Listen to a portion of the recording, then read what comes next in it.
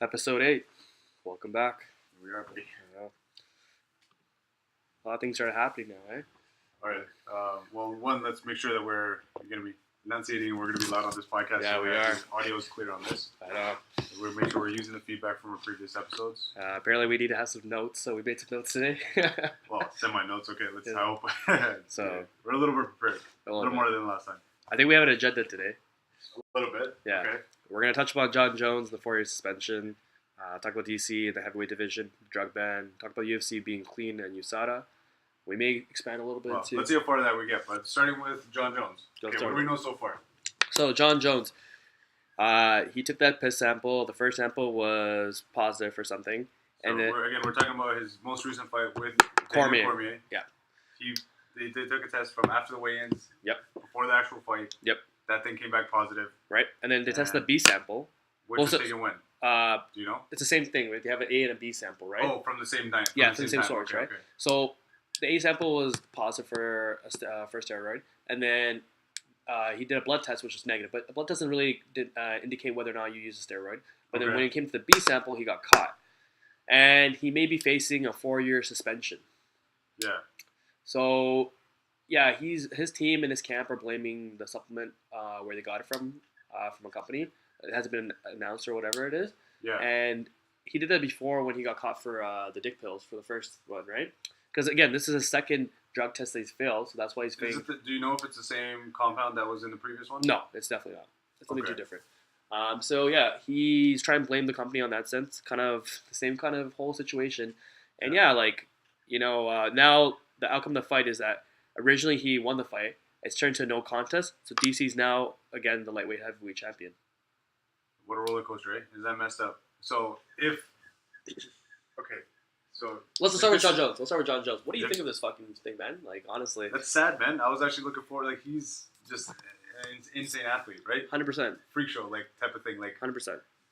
and he was undefeated. Mhm. He only lost because of technicalities, but like this, it really taints his whole Legacy, his legacy. Yeah, because 100%. like okay, he got caught twice before it wasn't USADA, so maybe he was doing it before, and he was always doping. So maybe he's not as good as everybody thought he was because he was always cheating, Potentially. right? And like he makes a big point to say that he's like, yo, I'm a clean fighter, natural fighter, but this just looks real bad. Like It does. again, I don't know enough information to say what's actually the truth, but it looks bad. Mm-hmm. It looks bad, man. Him and his team are gonna appeal for it, right? Honestly, man, like, okay, I think about this too, man. Fuck, when he came to the UFC, he was just wrecking through everyone. Stephen Bonner, Shogun, Lyoto, Rampage, Rashad. Like, the list fucking keeps going on. He has a resume of how many Hall of Famers he's fucking killed, Yeah. honestly. And they're not even just, like, stupid decision wins. There's some brutal fucking fights, Oh yeah. right? Yeah, he's knocked the fuck out of people, but like, Fucking put Lyoto. Remember he choked him, let go of him, he just dropped like a fucking dead body. And in Toronto, that Toronto card. So like, honestly, man, like, so this kind of reminds me of Mike Tyson when he got caught for going to jail, like the rape accusation and shit. okay. Same kind of manner. Both in the prime of their careers, and they're going away for time, right? Stepping away from How the long sport. did Tyson go away for? I'm not sure about that, but like the same concept, right? Like, you know, But at least it didn't take away from his skill at the sport or his But he was- talent at the sport. at that yes, time. outside of this thing, Tyson was a little messed up, but at that time, both of them are both at that time they both left away from the sport. They're in their primes.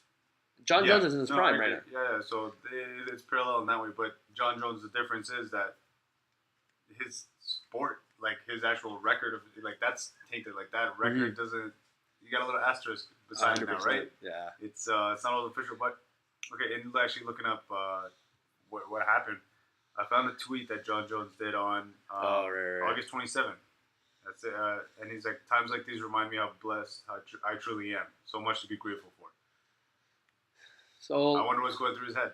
You know, like I mean- what's he actually thinking about here? So, like, okay, this is what's interesting about the sport now, right? And, like, okay, so we'll focus on John, but I'll talk about Mark Hunt, too, because you know who Mark Hunt is, right? He Yeah. fought Brock Lesnar, Yeah, and he's been fighting I was reading an article about how he fought Brock Lesnar. Before that, he fought Frank Mir and Antonio Silva. All three of these guys got caught for steroids, right?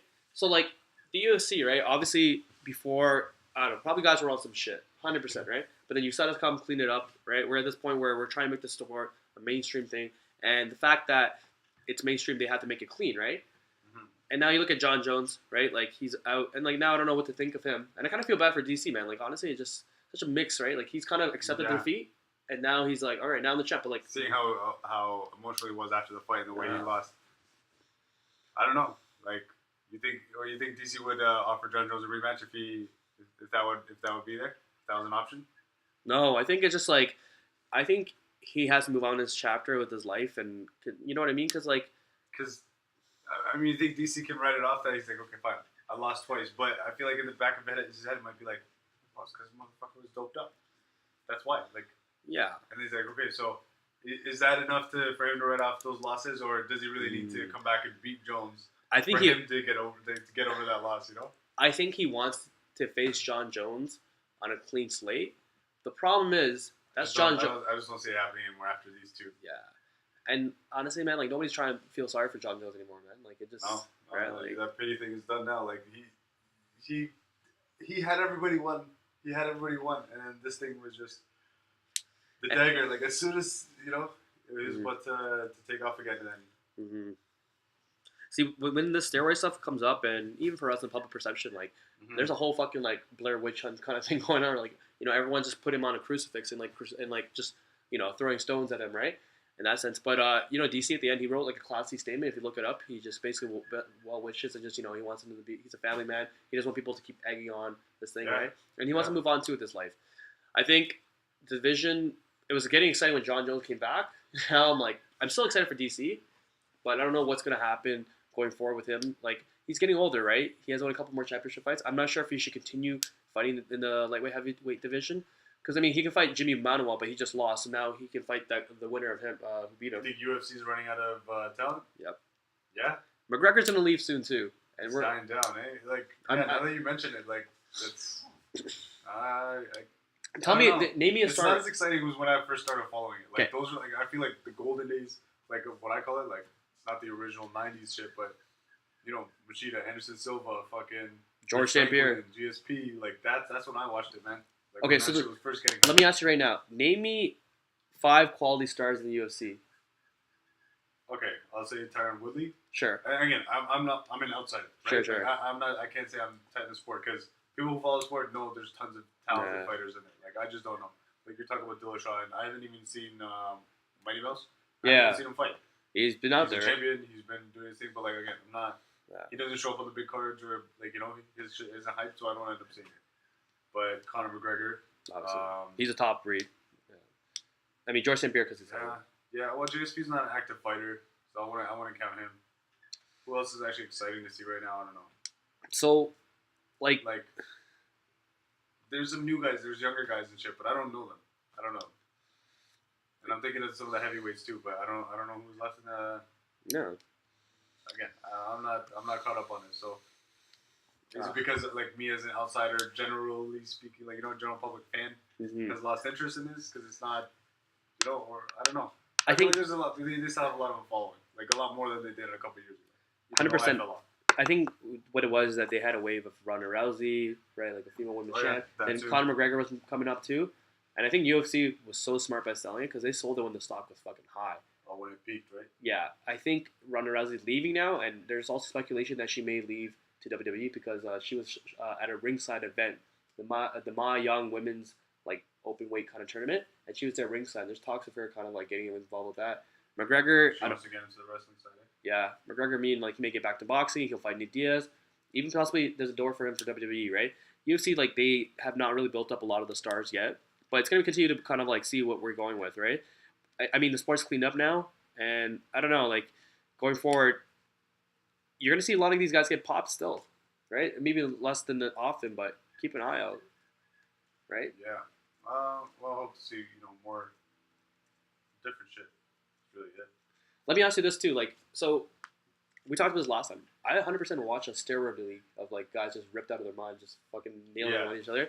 So if you saw it was not a factor, and these guys could go do whatever they wanted, what's the dream matchup you want to see? Because I have one in my head right now. Oh, Vitor versus someone, man. Yeah. Vitor on TRT again. Get him fully redlining it. Holy, maybe him going fight John Jones on steroids too. Is that the same weight class? He went up to light heavyweight. He lost to Vitor lost. He put him in armbar. And there should be a fuck you weight class. Just you could do whatever you want, and you just come in and you see Brock Lesnar, juice him. Brock Lesnar and John Jones come in. They're like, bro, just do what you do. Just do it hard. Go heavy. Just come on in and fucking let's see these monsters tear at each other. Like that's really what people want to see, some gladiator shit. Like two monsters going at it, you know?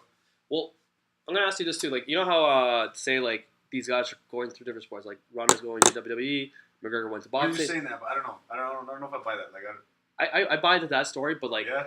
do you think it loses the legitimacy of people going to different sports? Like, because this is what Benson Henderson, he was like a former. Well, I don't count WWE as a sport. It's But not to discount the physical toughness of it, but it's not a sport. Okay, so let's say if I went to like say like one of these guys went to boxing, UFC guys, right? They lose and come back. Are you putting on essentially freak show fights and like losing the legitimacy of like the sport by doing What that? if you fight and come back? Yeah. Like that fight when you went outside of your sport, is that a freak show fight? Not necessarily. Because was Conor McGregor and Mayweather? Is that a freak show fight? Yeah, that's on. We take a break to quickly look at the Triple G and Canelo fights, but yeah. Anyways, didn't work out. I couldn't understand it. I mean, we couldn't find the actual proper highlights. But the point of saying was that Conor McGregor would have got destroyed by those two or any other boxer. Same way he got destroyed by Floyd. Anyways, I think Floyd demonstrated his point that you can't just step into another discipline like that. It's not so easy. And yeah, like when you watch the fight again to see Conor, like, yeah, he's out of his game, man. He's not in the right place. Yeah. So I'm still looking forward to seeing him back in the UFC and doing what he does. Yeah. As for other freak show fights, it's gonna be hard, man. These guys, like, again, you're a specialist for a reason. Like, I don't know, but it was a good move on his part. It was a good business thing. Like he made it fucking happen. He got his name fucking out there now. A million more people know his name than they did before, right? I kind of like, we were talking about this yesterday, just after playing basketball with a couple guys. Yeah. UFC and a lot of sports have shifted from like a loyalty kind of league or like kind of like building your legacy or being credible. So like guys would kind of try to build their name up and build a fight, right? But now it's kind of becoming like a talking league a little bit, right? Like even UFC, like you're talking to getting a fight. The NBA too, right? Like people are just trying to make super teams and shit like that. It's gone from like, I don't know, the pure class of competition, right? That's what the Olympics is, because there's no showmanship, there's no thing. Yeah. It's just the performance. So what do you think of that? Like honestly, like sometimes I think it's bullshit. Like some of these guys, like I remember back in the day, John Finch, he fucking lost to George St. Pierre. He kept winning all these fights, and he was literally the number 2 guy, but he always got shafted. Like I don't know why, but I guess he wasn't a draw, right? When it's a business and when they're putting on events, it becomes about making money. So it's not just, I don't know.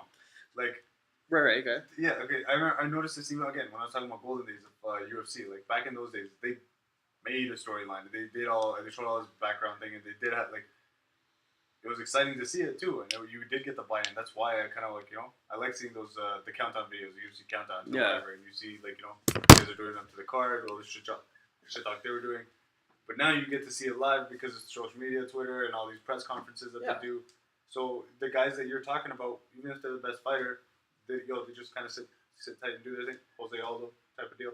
Sure. Like, but there's other guys that get too much hype because they need to sell tickets. So why is Dana White gonna, any Dana White gonna pay attention to that or promote that guy or push him harder? So then, like, it's about a paycheck. It's about a paycheck. 100%, right? So like, this is kind of like a life thing too. Do you think you can politic your way to position and like still talk your way to get to the top? What do you mean by that? So like, Conor McGregor talked his way to get to this big, huge money fight, right? So not just talked. He showed his way to the top. For sure. His actions spoke for him. 100%. Right? So I want to say that's just talk. Okay, well, what about Chael Sonnen? I'm sure he beat a couple guys, but then he got fucking murked by some other one. Yeah. Yes. I always say Chael Sonnen. Okay, again, he's not like a nobody. Like, he could still fight, still put on a show. And he actually got Anderson stuff like Yeah, 100%. We credit that. Yeah. I credit that. Like, he damaged him. And which more than most people had seen before. Yeah. Which is fair. Like, cool. You should talk, you kind of have to show up, right? And he delivered, so that's fine. I can say he talked his way in, but like, because nobody knew him before, that people probably thought it the same with Conor McGregor the way he did to Floyd. No, I think that's fine, and I think he was one of the first to do it. Yeah. I think like kind of like the NBA too. Like some people kind of talk their way, sometimes whatever, right? It's kind of like. But NBA, I feel like again the scoreboard always shows because if you're the biggest talker and like you fucking lose all the time, nobody cares. Like then you're just annoying. But if you're a big talker and like you still kick people's ass, then people are looking like they want to see you lose. Yeah. And that's why there's the draw because they're like. Well, that's what I mean. What his thing was, right? I know. I think that like he plays a villain well. He knows. I think if you're getting into the fight game or whatever, or even any kind of sports, like in general life too, like any side of your job, there is a political side, and that you need to be able to kind of wedge around the business sometimes, because there are people who kind of say two people are going up for the same promotion, right? Like, if you know someone, talk your way up like a little bit, it can give you that extra edge, right? Yeah, I would say it's still necessary. So like now that these guys can,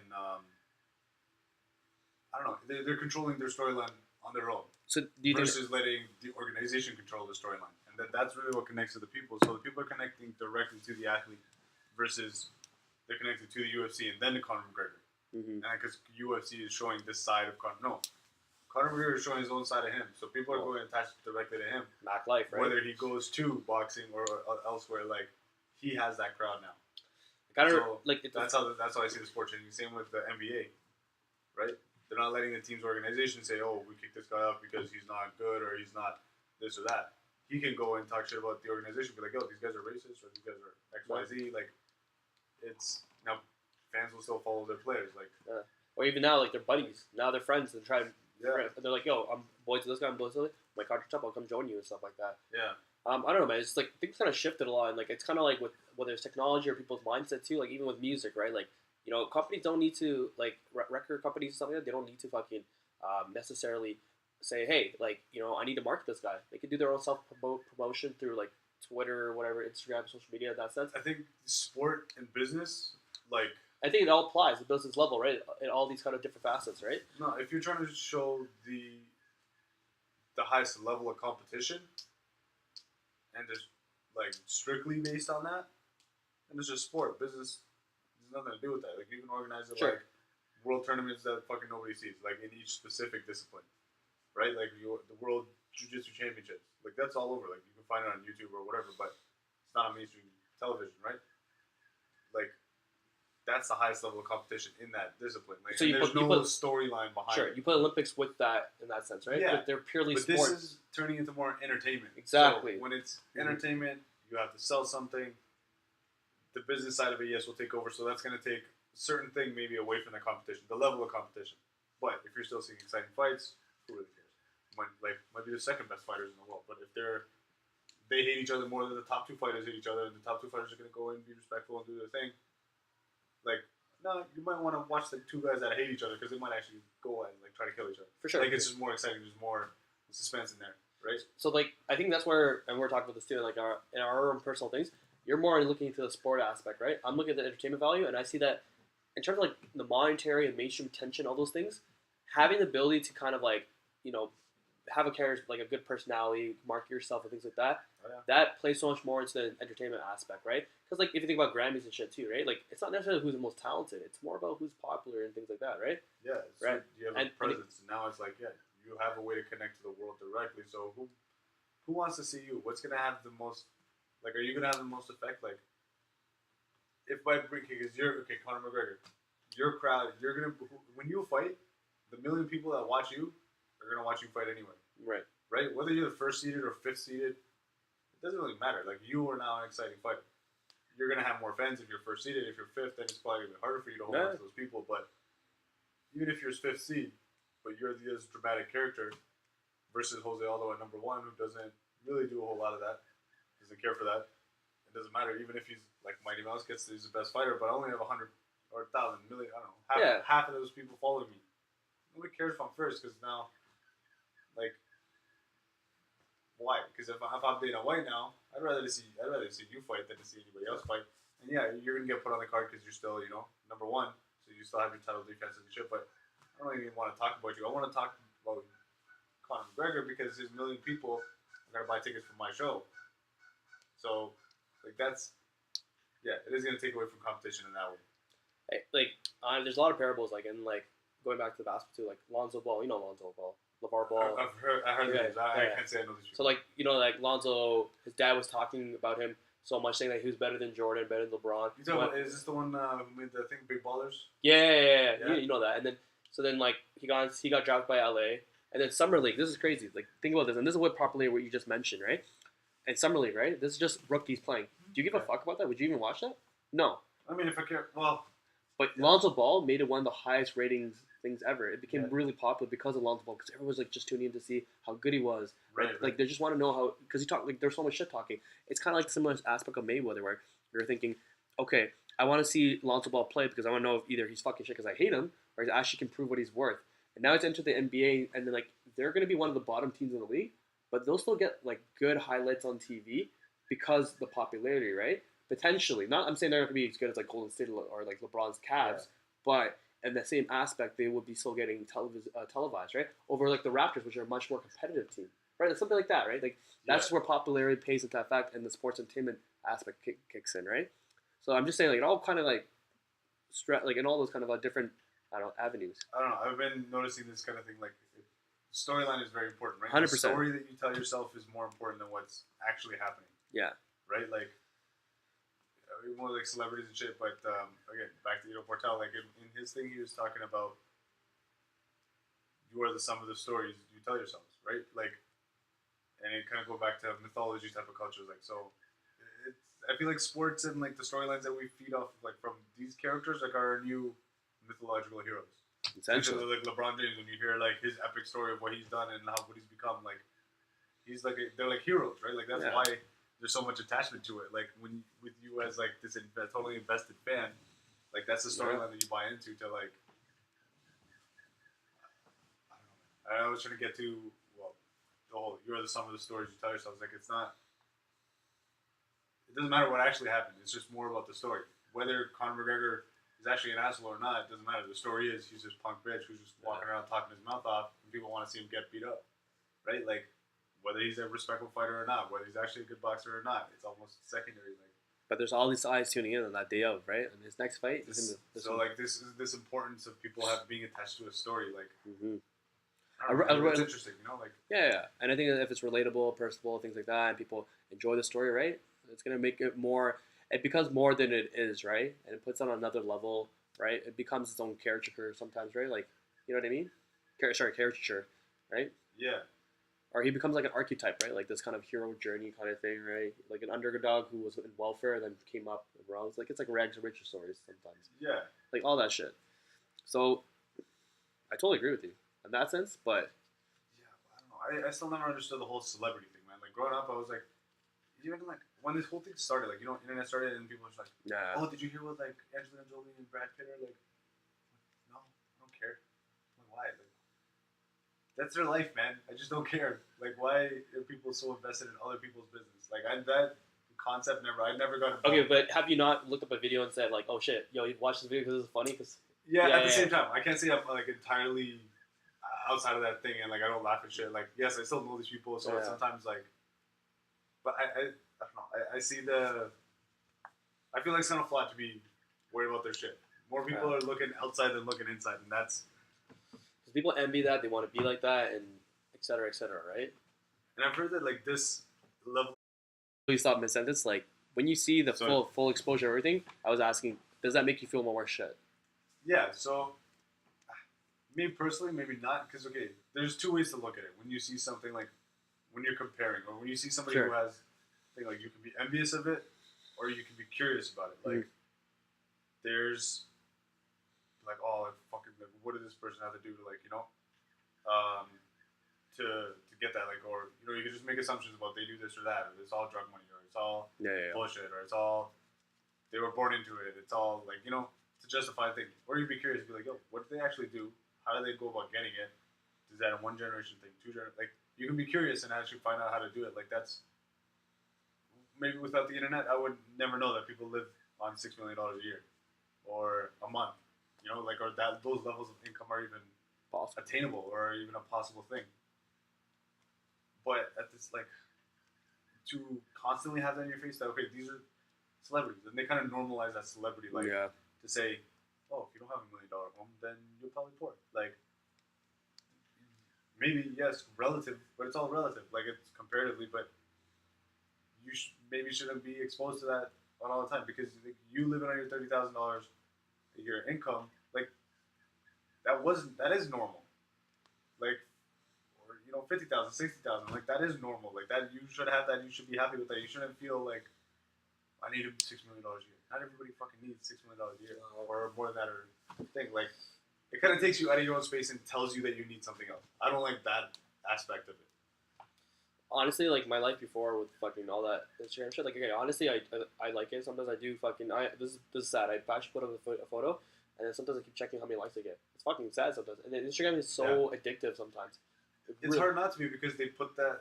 Those are the trackers. Those are your metrics for success on any of that thing. Like, but you know the greatest feeling I ever love? Fucking turning my phone off when I go to the gym. Yeah. Man, it's so nice. I never bring my phone to my gym. I honestly, even so funny you say that. I honestly put it in my weight, and I'm like, great. Another time I can look back in my life is when I went to New Orleans to do Hurricane Katrina. Yeah. I had no phone reception. Yeah. So I was forced to talk to people. Bro, I lost my phone, and I didn't have a new phone. I didn't buy a new phone for at least like a week because and while I was shopping, and I remember leaving the house one time, and I was like, yo, like I actually felt more free. I'm like, because nobody can call me, like, yo, where you at? Are you coming home? Are you like? And I don't need to check anything. I'm just actually there living what I need to do. Like, it's enjoyable, man. Like, I got rid of my my Instagram, my social media. Like, Snapchat's my only like kind of thing right now that I want. Like, yo, that's my toilet time. You know, like when I check up on that bullshit. Like, I rarely use it. Like yesterday we went out. I don't know if you saw my Snapchat from yesterday. No. Yeah. I was out at the lake, bro. We were out canoeing and kayaking and shit. It was dope. So like for that type of like random stuff, I'll use my Snapchat. I like having my phone because it's such a great quality camera to use, but I hate the feeling the need to like whenever I go. Say if I'm at some here's an example. I'm traveling. I'm at like in a crazy site. Let's just say the Leaning Tower of Pisa. Right, going back. I want to take a picture, right? But I see everyone else posting. Like maybe I should post it too. It kind of gets me inclined to do that, right? Yeah. So like, and this is what you know why I actually brought this up too is because you're the one who told me like how you deleted Instagram. It's addictive, and then I thought back to myself like, yeah, I'm actually addicted. Like when I'm studying, I'm fucking always checking my phone and shit, checking Instagram. And I actually want to do what Nick Cannon does. I was watching an interview with him, with Angie Martinez, and he was saying that he deleted his Instagram, and he's just so that he can have more personal things not being shown, and have a little bit of distance space, and he's getting a little too addicted on it. Yeah. And he only kept it on for business purposes. And like, I think I want to eventually shift to the That's actually, I have my Ripe Studio account still up. Yeah. And that's, I never check it, but like, yeah, like just for business purposes, I see the business like value to it. Yes. Like your reach to people, the way you can connect. You know, like groups of people that are into the same shit that you are. So like, there's definitely value to it, but it's not all good things. Like there is things that are taken away from the way we used to live life and the way we kind of are meant to live life. I think that's maybe a bad thing to say as well because who knows how we're meant to live it. It's just, I mean, that's a healthy way to live it. Yeah, I think being like, I mean, okay, another example, you have PS4 and all that shit. Yeah. I mean, we had a life where we didn't do that. We played games and hang around. Like I like playing board games more than like playing Xbox or some shit like that too. Did that yesterday, man. Exactly. Yeah. We're doing that yesterday too. We're playing I forgot. Just to get a little space, man. And like I feel like digital, it's like digital noise, bro. Like all these lights and screens and like. It's not good for your eyes. No, but I came down yesterday and like my cousin had freaking like a movie on or like some shit. I'm like, bro, let's just turn the TV off for like half an hour, man. Like let me some peace and quiet. And that's why I like being on that like out in nature so often, man. It's just the stillness, the quiet. It's like just to fucking breathe, bro. Like it feels refreshing. Like I just need some different shit in life, you know. Like sometimes that's what inspires me to travel because it's not the same shit that I stare at every day, you know. Like again, I'll never look. I can just be on YouTube and never look at the same thing twice. It'll never stop. But like, how much more am I gonna get out of it? Like, you still gotta step out the door and fucking see the rest of life, right? I mean, that's why like sometimes it's great to see the cities and when you travel and stuff. But I do like stepping away and going to the countryside because it's more to see, more, you know what I mean? Like it's more natural. I kind of gravitated to now recently because when I came back from Costa Rica, like I loved seeing all like that kind of side versus being in the city because I'm like every city is the same shit. There's a reason your body reacts really like it reacts to nature. Yeah. You are like you're meant to be there. You're like a city is an unnatural setting for humans, right? Like when you put, I just imagine it now. It's like when you put animals in a zoo, like that's humans in a fucking city. Like we're not supposed to be there, bro. I think we kind of got tamed over over like how many whatever years and decades or whatever millennia, but it's interesting. I don't know. It's just like sometimes, man. Like here's another thing too. Like I don't like putting up stuff on Snapchat like with parties and stuff because then people get sensitive. Oh, I didn't invite you and things like that. Yeah. Right. So like I don't know, man. It's like To be honest, my life's not any better than you or anyone else's. Why the fuck am I parading around that it seems it's better? Yeah, and that's kind of what I find is like It's like a dick measure. It's a dick measuring contest, right? I don't want to compete and show people like I don't know. It's shit that makes me feel happy. Like I push up on my dog. I'm like, yo, this is like the happiest part of my day today. Like my dog playing with my dog. Like when I was at home with Sammy, I'm like, but people are like, no, like my own. Check my private jet. Check my this or my vacation. And check my. I'm like, I don't care. I don't know. The metric for success is like something I've been contemplating. Like maybe success is even the wrong word. Like, but think about this at work. Like it all comes down to. I feel like the world looks at these things as money. Like, if you have money, like you're successful. If you have, I don't know. There's just got to be different metrics for success for people. Like I think success should be your happiness, man. I think it should relate to that level of like how happy you are. You know what I mean? Like health wise, like like physiologically, but also mentally there. yeah, right? overall, I think even happiness sometimes Happy with your career. confuse that like Happy with your fitness, happy with your friends and family. Like it just has to be on that level, right? Like say if you're successful but you have no time for your family, you're not really happy. Is that really being successful? I mean, you're not succeeding as a family man. So exactly. So what is your metric for success? It's not. I think it's relative Just happiness. money. It's relative happiness, right? Yeah. Because I think fundamentally, anything we do in life is related to that fundamental level of like we want to be happy. I mean, well, I'm doing this because I like this more than like studying, right? I Yeah. should be, but whatever, right? So it's weird, right? It's a different kind of era we lived in than when we first started growing up because we grew up. I think we're the first generation or so that grew up with the internet, right? Like the dial up and shit. Right. Oh yeah. Well, And now it's like, you know what I mean? the kids now, yeah, exactly. Like their life is gonna be completely different. Like we had to. I think it's gonna be interesting for us to see because we're gonna see both ends of it. Like we saw what the world was like before the internet, and we're gonna see all the implications of it coming through now. Whereas like the kids that are growing up now are like they don't know a world without internet. I like that Have you world. seen- it's different, man. Yeah, like I miss that. yeah, it's very. I don't know. There's a show called the '90s, and they're going over like when Microsoft and Apple first came out, when the first computers were coming out, and like 1990s was bumping. You know, like that's the whole Yeah. technological rush that was happening out there. It's crazy. I was just thinking about something else about the internet and totally resolved. No, it's okay. Yeah, man. It's just it's kind of nuts because I don't know. Those days I would just go outside and play all the time. A lot of people are like, "Oh, let's just stay and watch a movie, Yeah, Netflix." it's I'm like, funny. That doesn't happen like anymore, right? Like, yo, just go outside and play ball. Like, oh, I try to convince people to come out more often, right? yeah, And like, yeah, I don't understand why everyone has to go to the gym and like fucking bring the phone and like I understand if you're recording a video and stuff. I've done it personally where I recorded, I put it on Instagram because I'm like, yo, I'm proud of what I've done, right? yeah, Also to prove to other people that I'm, you know what I mean, like because they were talking shit. But I'd only bring my gym to the phone because it's such a distraction, man. Like I just want to be mentally so focused and so on each set, It's each rep, and being everything. alone. I feel like if I'm with my phone, I'm not alone. Yes. Turn your phone off, right? That's that's one thing I don't do. Actually, my phone is always on. It's I not turn it always off. on me. Yeah. But like the one other I think I heard from Tim Ferriss was that he checks his phone twice a day, the phone and email. Wow. And he sets times for it. So he's like once in the morning, once in the evening. He's like I have an hour where I have my phone with me or half an hour, deal with my texting, whatever, and my emails, and I do it in that time frame. And that's it. It's like it's an emergency, if you whatever. Like you'll get phone calls outside of that time. If you take it. Like again, you're having set times, so you're not always on your phone. You don't always be Crazy. checking it. That's a crazy concept. Because you're like, yeah, I'll check it in an hour. It's okay. If it's an emergency, like I'll get a phone call. If it's not, like really, like how much urgent shit do we really deal with? Like that we need to be on call 24/7. We're on call to the world 24/7 with your fucking phone on. I think my boss kind of did something like that too, where she gets so many emails and she would just have a set time to answer emails. Once you're out of that time, like done, right?